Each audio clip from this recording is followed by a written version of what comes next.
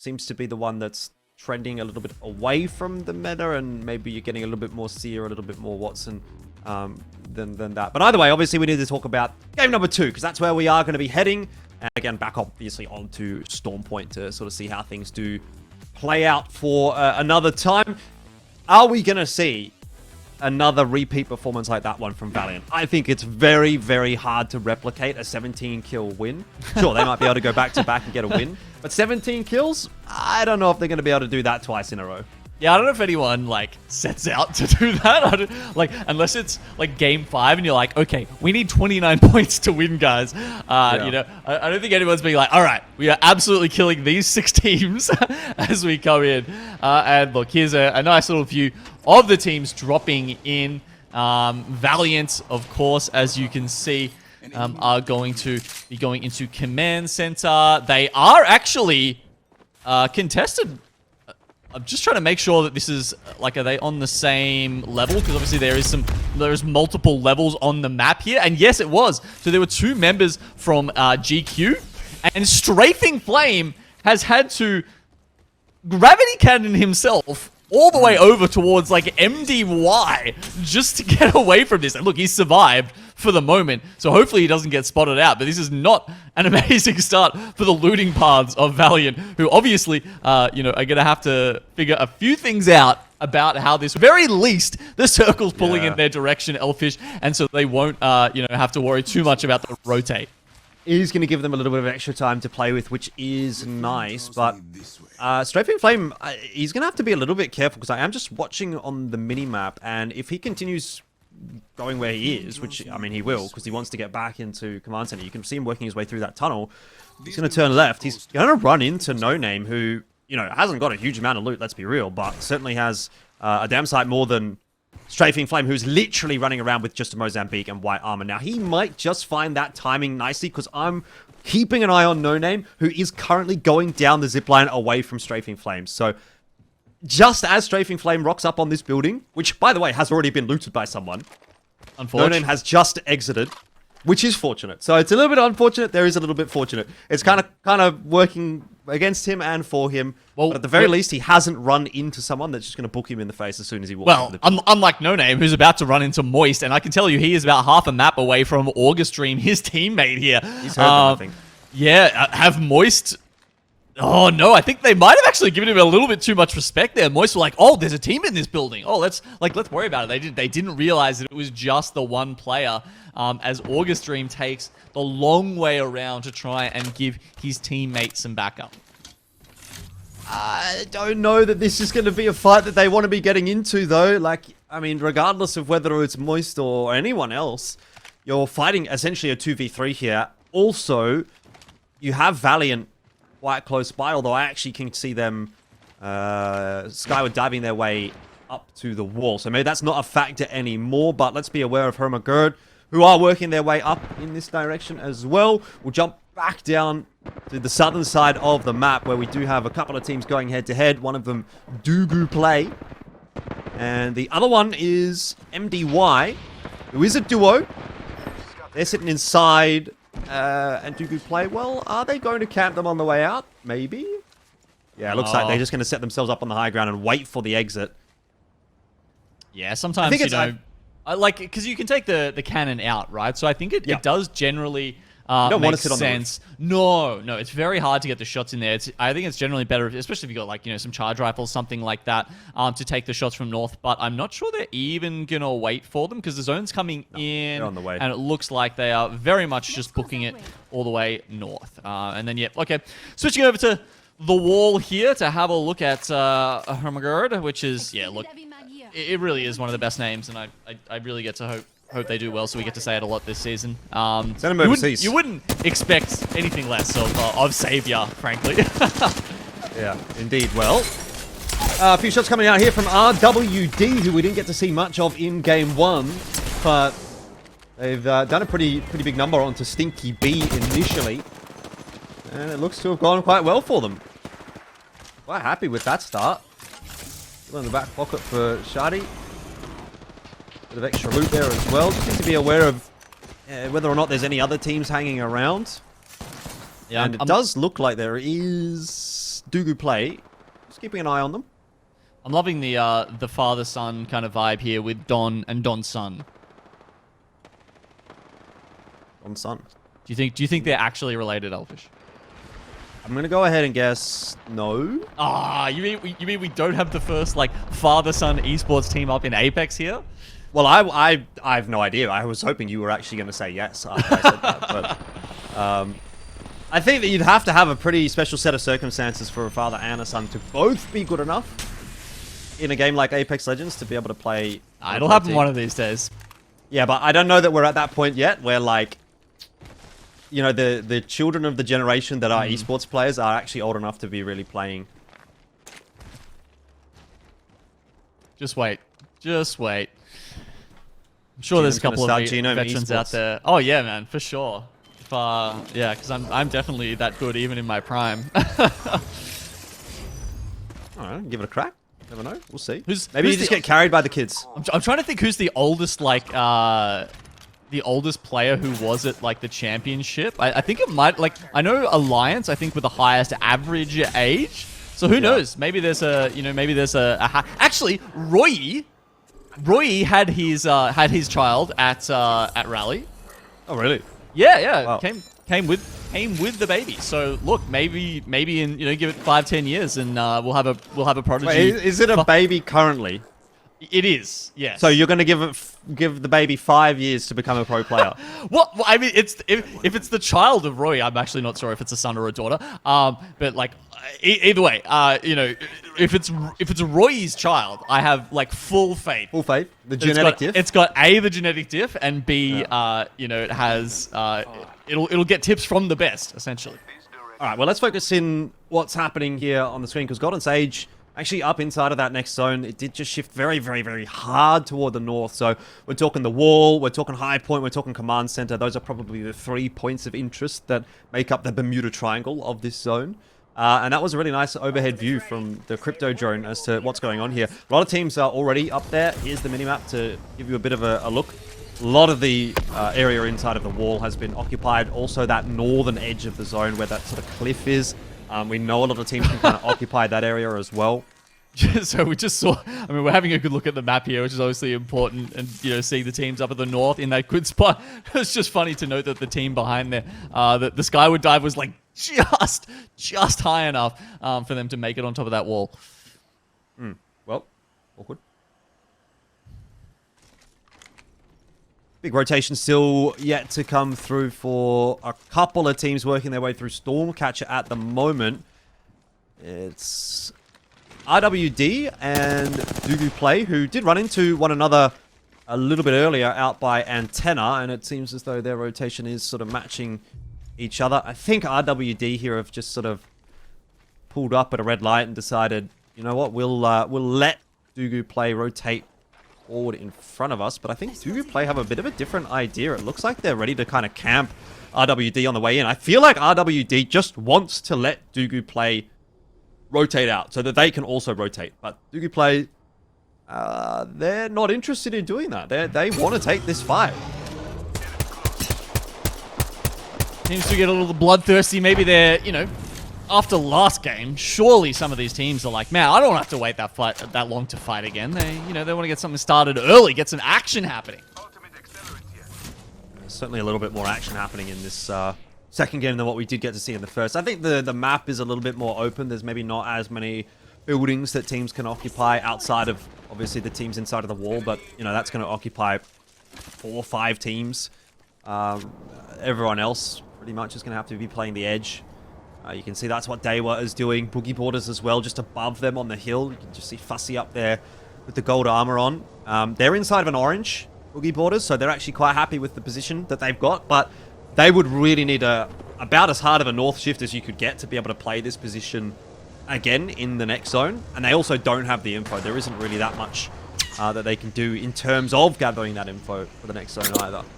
There's no beacons that they're going to be able to tap. So hoping rather than knowing is going to be the name of the game for them. Sentinel out here for GQ. And this is one of those crypto teams. They've, well, look, they might not be seeing too many people, but they have seen where the next zone is going, so they at least know that this building that they're in is quite a valuable spot to hold. So having some of that sniper ammo, well, actually not too much, but you know, the shot's ringing out now. It is a very good spot to hold here. You know, they've got the Watson on the team as well, so like we've seen, it's very, very good at holding teams at bay once you get set up. Yeah, again, there'd be a team that would really love a hard feed, but not sure really how likely they are to get it in their position. Our way back over to... They were United. Emmanuel, who are rotating on a Trident. Yeah, so these guys were just behind spot. Dewa, and they used the drone. They were scouting over the... Because obviously there's that big drop in the cliff below where Dewa are. So they were using that to try and see if they would be able to make it up there. Obviously decided it was too risky. And yeah, as we saw there, trying to... just bleeding their meds and using this Trident to try and make their way around to a different point of ingress into the zone. Looks like they want to come in through the wall. Maybe they're taking that zip line up. You know, the one where you go straight up into the wall, up to the gravity cannon. But they'll obviously come out in a position that is quite heavily contested. All those teams just sitting outside of the wall. Do actually have to move. And speaking of which, I want to touch on Moist because they have been the first team to move with this new zone. Already, like, straight away, Skyward dive straight into the center. And they're going to try and set themselves up under the bridge. Maybe do a bit of trolling. It was a ballsy move. Most of their cover already being taken down. Actually, there was, you know, the castle wall got put down. And other teams who have got nothing better to do, just plinking away at that and making sure that they their cover is reduced as much as possible. That said, of course, the perimeter fences are buying them a little bit of space. You can see there from this beautiful top-down view how much space they are cutting off, but there's always, I think, going to be some angles, especially as more teams start to flood into this region. As you said, them being one of the first. Well, I mean, touching on Boogie Boarders, who we did say needed pretty much the most hard northern feed they could get to stay in their position. They've more or less got that, and so they can be sitting pretty. There's a good knock from Killerpos, and actually, team goes down. GQ very quickly dealt with there by Exo. Pretty much blink and you'll miss it kind of territory. And it is now Exo that pretty much controls the ultimate high ground. Yeah, so that's one team gone, and Exo... Okay, having a look at the next circle, that building that Exo and previously GQ were holding, it won't be in it, but they'll be close enough that they can probably just make their way in quite late if they want to. Having a look at, I mean, not quite trolls, but they are waiting to spring a trap here down at the side of the wall. This is, of course, Emmanuel, who are making their way through. So I guess they're... Oh, yeah, man, they've got so little health. I mean, Chambers and Asia are on a Skerrick. If they get even touched by the ring, they're going to go down, but they obviously have no options because, you know, there's nowhere really to loot, and they're just going to run in at the last moment. This is going to be extremely tough for them. They do have a Skyward dive, but yeah, if they got picked off, that'd be really tough. That's not them up in the air. That is a different team. That is Hermagerd taking some shots there. I don't know that Emmanuel makes it out of this one alive, but either way, we'll touch on 505, who have got themselves into an engagement. No knocks just yet, but Axilic will see one fall. The hands of Vasey. It is a bit of a trade though, 2-4-1, and it is now down to just the sole survivor for 505, who can't last too long at the hands of MDY White. Feiju will need to get picked up. I'm not sure there's much time for that. Third party shots coming through, and MDY White, they are now the ones under the pump. Allside Esports looking for some free points. Seer ultimates down everywhere. The exhibition has opened, ladies and gentlemen, and we can see the rest of these teams are really struggling on this west side of the zone. Elfish, early rotators like Moist, they're sitting pretty right now. The rest of the teams, it's a bloodbath. Massive crossfire to find yourself in there for Chambers. Not much he can do. Emmanuel out. RWD also dropped, and I will mention MDY White right after getting that initial fight win. Got third party to finish off as well when we were in that overhead shot. So they're also gone. We're down to 12. Valiant have set themselves up here, still in the wall, but they're going to have to get a bit of a wriggle on. Hannah has got Valk Ultimate available if necessary. And I'd have to say it probably is going to be necessary, because walking your way up this slope when you've got teams that have already set themselves up on the high ground, never really going to be a good idea. Yeah, it's pretty tough. That's a tough ask, as you say. A couple of these teams just peeking out. Kissans from Dewa. Don't know if he should have poked his head out there. May not have had an option, but Valiant will pick him He'll up. lead us. Valiant. Doing very well, yeah. Up there at, was it, 3. 3, okay. Oh, actually, yeah, Dewa had 4 before they got knocked out, but, It's not a massive game so far from them, No. but I think even if Valiant is not able to get into the next circle comfortably, which I find hard to imagine they will be. Here's a great shot of what they're going to have to do. I don't know how they make this rotation without losing members or really getting put in a pretty awful spot and taken down pretty quickly after they get in.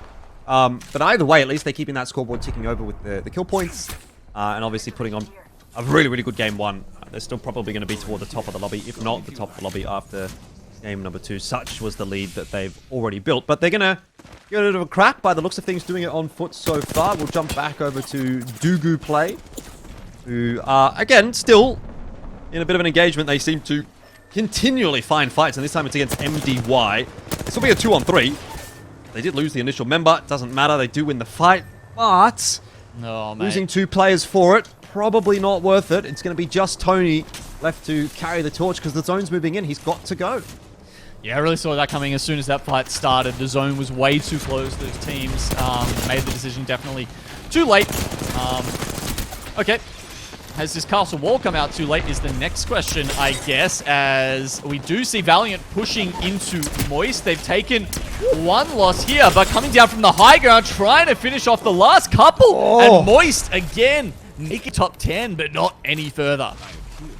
Yeah, Valiant seems to really be the arbiters of Moist Esports so far today. They won't go too much further, though, because they will get jumped upon by free agents and finished off pretty easily. Nice couple of pumps in there, though, from Strafing Flame to finish off Moist. And I think you'll take that if you're Valiant. A few extra kill points on the board is more than enough for Game 2, considering the circumstances that they were put in. Now, Golden Sage is the team under a lot of pressure. There's a EMP out there from Mobius, I think, to try to keep EXO at bay. Got a live one out there. Okay, so this is EXO Clan right down the bottom of the circle. Yeah, as you said, they're against Golden Sage here. Do get that information with the crypto drone there. GP is going to be the first one in, but EXO Clan, they've got the high ground, and it feels like they're going to get the better here of Golden Sage.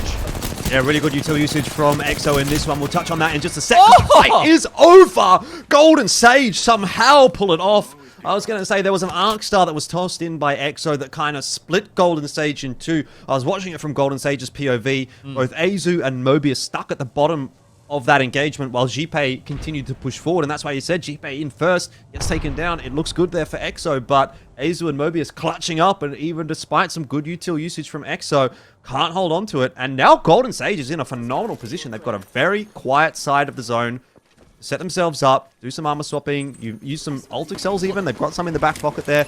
The problem is going to have to be, though, when they're making this cross, and you can actually see it from Free Agent's perspective there, that team that was crossing, that was Golden Sage. That's the team I'm talking about. Free Agents will take the opportunity to move as well when they start to hear those shots coming across. Mobius, Azu both do go down for Golden Sage, and Free Agents, well, they've made their cross quite comfortably already. And finally, SRY have their time in the sun. These guys have been holding this platform for the longest time. And that is exactly where the circle has shifted to them again and again. Yeah, that rock that SRY is watching at, that's where Golden Sage is stuck behind. They did actually manage to get their reses. You can still see Yase and Yanlis getting some shots across, but eventually the zone is going to catch up with Golden Sage and Hermagerd. So both those teams are now down. We are into the final 3. Free Agents, one of those teams, setting themselves up on the side of the cliff here and just letting SRY and Boogie Boarders go head-to-head against one another. They're even going to look for the Valkyrie here. Maybe that was just for info. It'll get cancelled. Free Agents, I think they just need to keep their heads down for the moment and let these other two teams fight. Well, Boogie Boarders, you know, they've lost once. It does Free Agent with the full reds on the bottom side. They may not have the height advantage, but they are looking deadly at this point. Be tough. Yeah, Boogie Boarders, they've just decided they're going to try and hold off for as long as they can now that they're a duo. And yeah, SRY from the high ground, they've made it to the top 3 now. I think they should be making it to the top 1 from this position. I mean, they are kings of the hill right now. They've got both teams below them. Talk about high ground advantage. The fact that they've got the Watson here as well to set up with. They can put the alternator pylon up. They can put the fences up. Really going to be tough to climb up. You're probably going to have to Valcolt up, and in that case, you're in the air, taking shots for free. Probably not so easy to survive on the landing, and Yase just absolutely beaming one of the Boogie Boarders members down the bottom there. It looks like free agents are going to take that fight in that direction. Not to mention just all of that, but you've also got the Seer, who's getting the info, stopping your heals, being such a pain. It's raining grenades there for a second. These Watson fences set up everywhere. They're going to have to navigate their way through that maze of perimeter fences here if they want to do anything against SRY, who can dictate this fight. They have so many options, really, here in this last fight. Free agents, red armor really is the only thing they've got going on their side. Zone's pushing as well at the backs of free agents and Boogie Boarders. Raki's gone down from the high ground. Yase has just such a perfect angle. He is the eye in the sky and really raining down death at the moment. Boogie Boarders do drop. It's a 3-on-3. Free agents will have to try to make their way up, but how do they get past these Watson fences? They're just going to have to take the fight. Yase losing all of his shields, but just look at the angles that SRY have to play with. They are gotta hit your shots. Not going to win the fight. They really, really are not able to get the shots through, and free agents somehow have run the gauntlet and pushed their way up and won that fight. They're just such a fantastic team when it comes to 3v3s, when it comes to fragging, when it comes to, you know, the point and click part of the game, Elfish.